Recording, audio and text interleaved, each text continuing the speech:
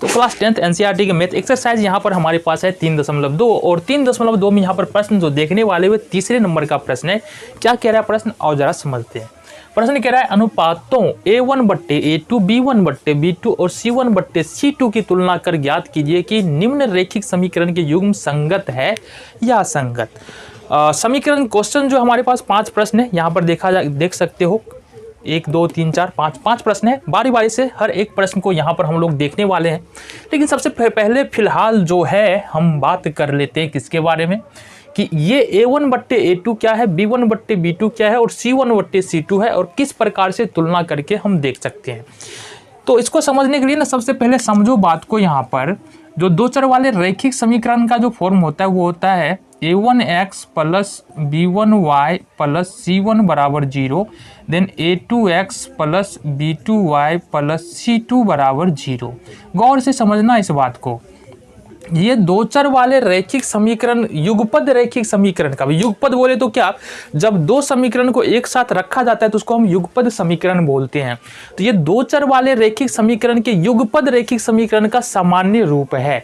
यहाँ पर अगर हम बात करें ना, यहाँ पर अगर हम बात करें तो यहाँ पर x का गुणांक A1 है, y का गुणांक B1 है और C1 जो है वो अचर पद है। इसी तरह से दूसरे समीकरण में, ये पहला समीकरण है, दूसरे समीकरण में अगर हम बात करें तो x का गुणांक A2, y का गुणांक B2 और C2 का मतलब अचर पद है दूसरे समीकरण में। अब पहले प्रश्न पे चलते हैं और देखते हैं करना क्या है हमको। देखो पहला प्रश्न समझ लेते हैं ना, समझते हुए चलते। पहला प्रश्न क्या हमारा, 3x प्लस 2y और बराबर में है 5, बराबर में 5 है। देखो बराबर में 5 है ना, तो 5 को अपन क्या करते हैं, इधर शिफ्ट कर लेते हैं, तो ये हो जाएगा -5 बराबर 0। ये इक्वेशन फर्स्ट है। ये दूसरे समीकरण में ये भी 7 है, तो इसको भी हम अपन शिफ्ट करेंगे इधर, तो ये हो जाएगा हमारा 2x - 3y और -7 बराबर में 0। ये आ गया इक्वेशन नंबर 2। तो ये दो समीकरण है। हमने क्या कहा, x का जो गुणांक होगा ना वो A1 होगा। तो यहाँ पर देखेंगे समीकरण 1 और 2 से क्या निकल के आएगा, समीकरण 1 और 2 से, ठीक है। x A1 का मान बता दो। यहाँ पर x का जो गुणांक था वो A1 था, यहाँ पर जो x का गुणांक है वो 3 है, वो हो जाएगा A1 3। इसी तरह से जो y का गुणांक था वो B1 था पहले समीकरण में, तो y का गुणांक है यहाँ पर 2, तो B1 बराबर हो जाएगा 2। C1 जो है वो अचर पद है प्लस में, यहाँ पर C1 अचर पद है माइनस में, मीन्स कि C1 बराबर हो जाएगा -5। ये पता चल गया तुमको, पता चल गया ना। चलो जी, अब देखो यहाँ से दूसरे समीकरण में आएंगे, x का गुणांक 1 कहलाता है, तो दूसरे समीकरण में आएंगे x का गुणांक यहाँ पर 2 है, तो A2 बराबर हो जाएगा तुम्हारा 2। फिर दूसरे समीकरण में जाएंगे y का गुणांक, तो y का गुणांक यहाँ पर कितना है, 3 है, तो y बराबर यानी कि B2 बराबर हो जाएगा यहाँ पर -3। और तीसरे समीकरण में आएंगे C1 बराबर हो जाएगा -5। A1 A2 B1 B2 और C1 C2 का मान हम यहाँ पर निकाल चुके हैं। प्रश्न में क्या कह रहा है कि कौन से रैखिक समीकरण की युग्म संगत है या असंगत है। संगत असंगत बताना है। क्या बताना है, संगत और असंगत बताना है। लेकिन हमको पता होना चाहिए कि कब संगत और कब असंगत। फिलहाल मोटा मोटी समझो अभी बात को। देखो अभी हम लेंगे अनुपात। अगर ये समीकरण है दो चर वाले रैखिक समीकरण, अगर यहाँ से हमारे पास आ जाए A1/A2 does not equal to B1/B2, गौर से समझना। फिर A1/A2 बराबर B1/B2 बराबर C1/C2, तो ये दोनों केस में जो समीकरण होगा ना उसको हम बोलेंगे संगत समीकरण। क्या बोलेंगे उसको, संगत समीकरण। तीसरा केस ले लेते हैं जो बचता है हमारा A1/A2 बराबर B1/B2 does not equal to C1/C2। अगर इस फॉर्म पे कोई समीकरण आ रहा है तो उसको बोलेंगे असंगत समीकरण। क्या बोल देंगे उसको, असंगत समीकरण बोलेंगे। अब आ जाओ इसमें चेक करें कि क्या हमारा समीकरण जो है किस फॉर्म पे आ रहा है। यहाँ पर अपने को करना क्या, देखो A1 A2 B1 B2 C1 C2 पता है, सिर्फ हमको क्या करना है यहाँ पर अनुपात निकालना है। तो हम निकाल लेते हैं अब A1/A2। A1 का मान 3 है, A2 का मान 2 है, 3/2 हो गया। देन B1/B2 निकाल लेते हैं। B1 का मान 2 है और B2 का मान -3 है। देन C1/C2 ये भी निकाल लेते हैं, C1/C2 C1 बट्टे, देखो C1 का मान -5 और C2 का मान -5 है, माइनस से माइनस पर ये 5 से 5, अच्छा 7 है ना, C1 का मान 7 है, देखो गौर से C1 का मान -7 है, तो -5 बट्टे -7, माइनस से माइनस कैंसिल, 5/7। गौर से देखना यहाँ पर A1 बट्टे A2 बराबर नहीं है B1 बट्टे B2 के। A1 बट्टे A2 कितना है, 3/2 है। गौर से देखो ना यहाँ पे क्या कह रहे हैं, हमने क्या कहा, यदि A1 बट्टे A2 बराबर नहीं आता है B1 बट्टे B2 के तो समीकरण संगत होगा, ठीक है। तो यहाँ पर जो आ रहा है ना हमारा, यहाँ पर देखो गौर से कि A1 बट्टे A2 हमने निकाला है और B1 बट्टे B2 हमने निकाला है। यहाँ जो समीकरण आ रहा है ना 3/2 और 2/-3, मतलब A1 बट्टे A2 का मान B1 बट्टे B2 के बराबर नहीं है। तो क्या लिख सकते हैं हम यहाँ पर, यहाँ A1 बट्टे A2 बराबर नहीं है B1 बट्टे B2 के, अतः समीकरण क्या है, असंगत है। क्या हो जाएगा, ये असंगत हो जाएगा। बातें समझ में आ गई, क्लियर है। ये पहला केस है। चलो जी, तो यहाँ पर दूसरे प्रश्न को देखेंगे हम। दूसरा प्रश्न देखो, समीकरण क्या है, 2x - 3y बराबर 8।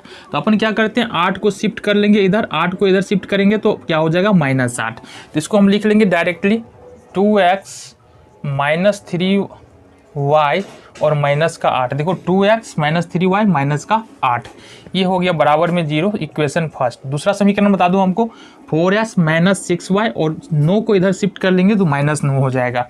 ये हो जाएगा 4x - 6y और -9 बराबर 0, इक्वेशन 2 हो गया। करना सेम काम है। यहाँ पर देखो x का गुणांक A1, तो यहाँ पर x का गुणांक यानी कि A1 का मान लिखेंगे समीकरण 1 और 2 से। 1 और 2 से क्या लिखेंगे, 1 2 से। यहाँ पर पहले समीकरण में जो x का गुणांक है यानी कि जो A1 है वो 2 है, ठीक है। x का गुणांक A1 पहले समीकरण के अंदर में।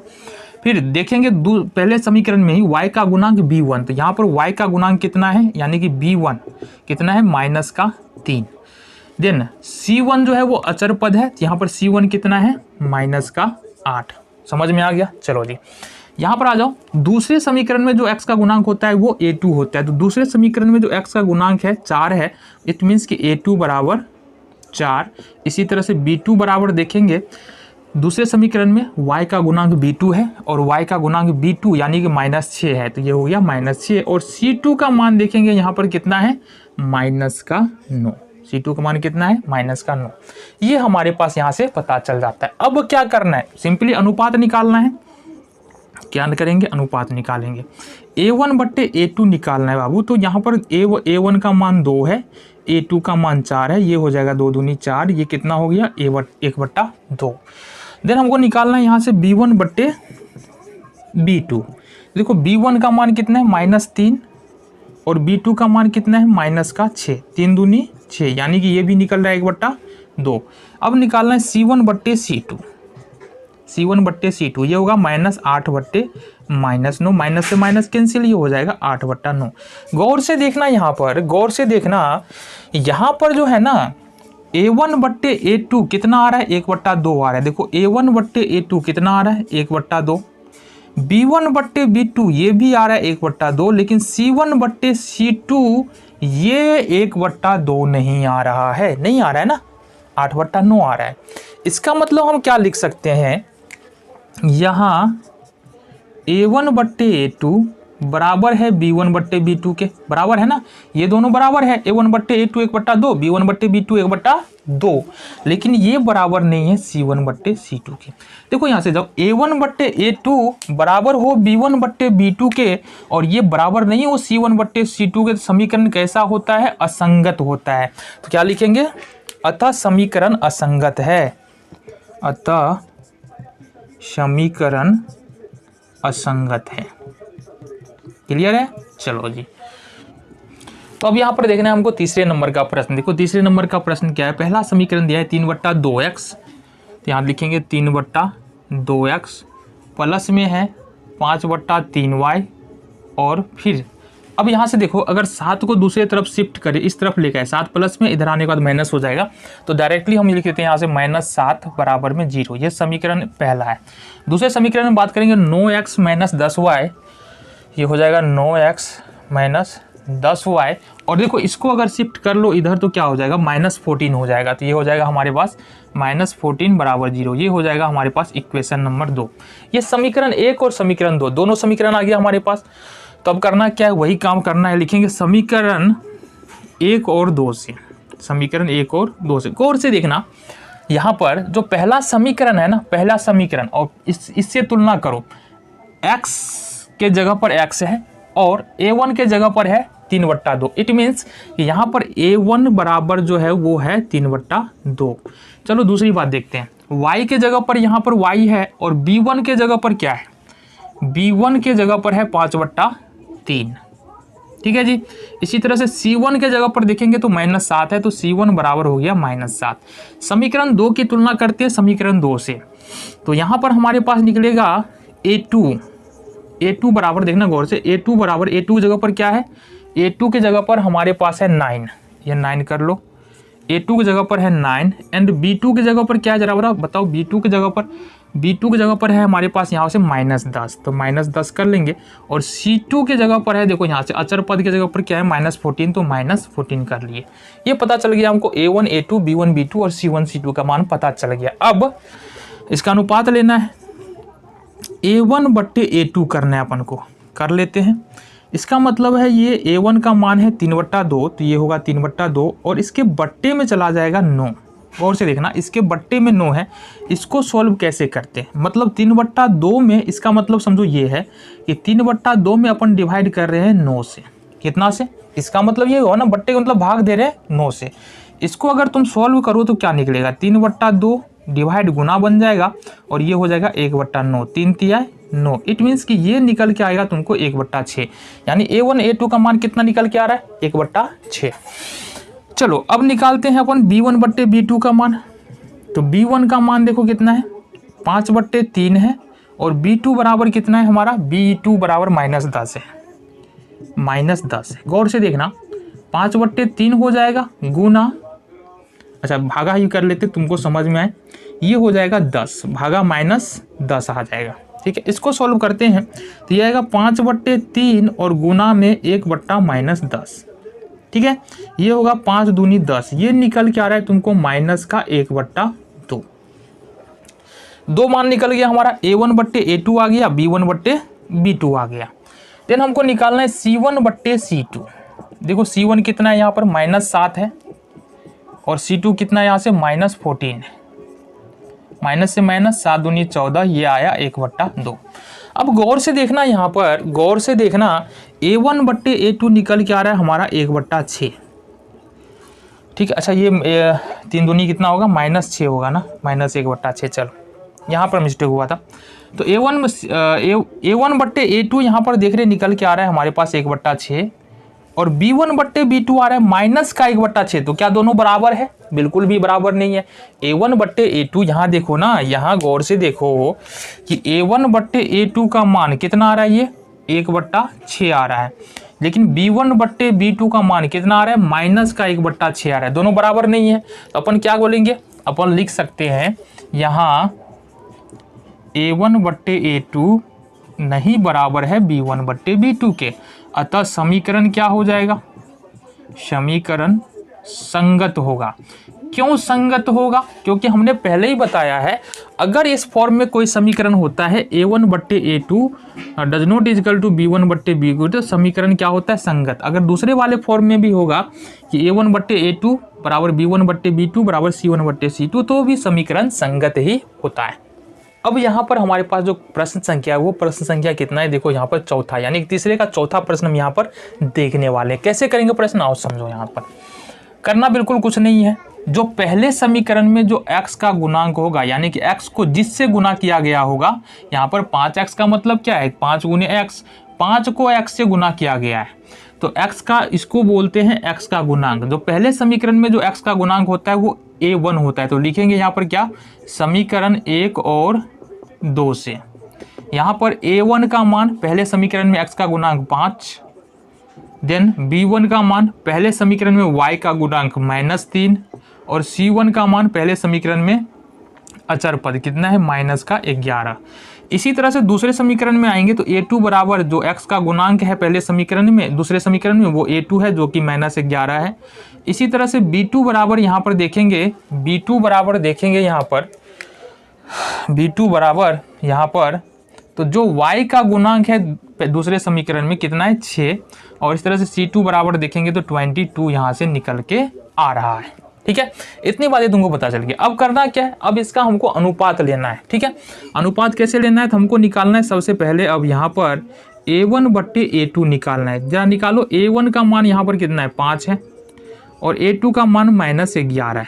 कितना है, -11 नहीं है 10 है, ये 10 है ना, 10 है ना, x a2 बराबर कितना है -10 है। तो यहाँ पर a1 का मान 5 है, a2 का मान -10 है, 5 दूनी 10, ये हो जाएगा हमारे पास -1/2। इसी तरह से देखेंगे b1 b2 करते हैं अपन, b1 बट्टे b2, तो b1 का मान -3 है और b2 का मान 6 है, काटो 3 दूनी 6, ये भी निकल के आ रहा है हमको -1/2, 2 मान आ गया बराबर। देन हम करते हैं c1 बट्टे c2, देखो c1 का मान -11 है और c2 का मान यहाँ पर 22 है, इसको काटो तो ये भी हमको निकल के आ रहा है -1/2।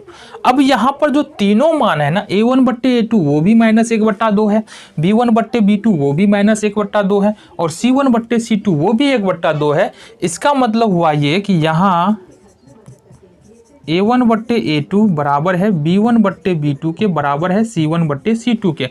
इसका मतलब क्या होगा, जब ये तीनों बराबर होता है तो कौन सा होता है, ये युग्म संगत होगा। ठीक है, समीकरण युग्म क्या होगा, संगत होगा।